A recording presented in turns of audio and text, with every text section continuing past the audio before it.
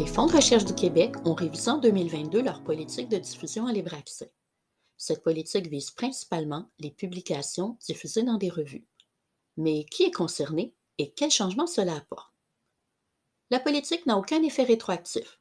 Seulement les nouveaux concours, lancés après sa mise en œuvre, le 1er juillet 2022, sont visés.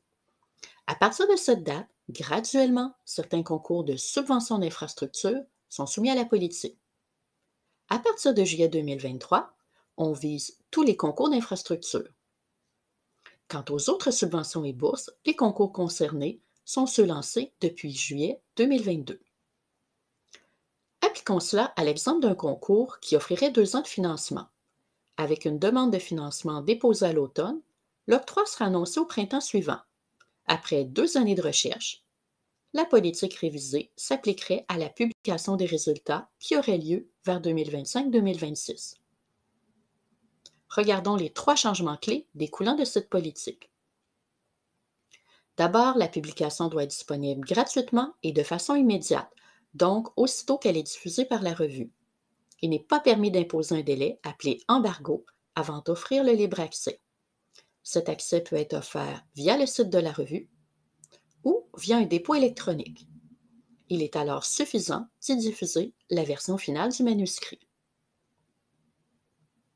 Deuxièmement, au moins une version de la publication doit être diffusée sous l'une de ces licences ouvertes ou une licence équivalente. Les licences ouvertes donnent la permission de reproduire une publication, par exemple en imprimant des copies, en la partageant par courriel ou dans les médias sociaux. Finalement, des restrictions sont imposées lorsque des revues à abonnement exigent des frais de publication. Cette dépense est admissible seulement lorsque les frais sont payés à une revue en transformation ou une revue visée par une entente de transformation. Notre site Web détaille ces exigences. Avec la politique, plusieurs voies de publication sont possibles, incluant des revues à abonnement et des options sans frais. Un outil en ligne permet d'identifier des options de publication conformes. Selon la revue choisie, il peut s'agir notamment du dépôt électronique ou de l'entente de transformation. Il faut mentionner que les exigences sont adaptées aux particularités des infrastructures qui produisent souvent de nombreuses publications. Chaque infrastructure doit identifier quelques publications qui se conforment aux exigences du libre accès et qui témoignent de la qualité de sa production scientifique. Ensemble, ces publications constitueront le portfolio de publications en libre accès de cette infrastructure. Lors du prochain renouvellement, il pourrait être pris en compte.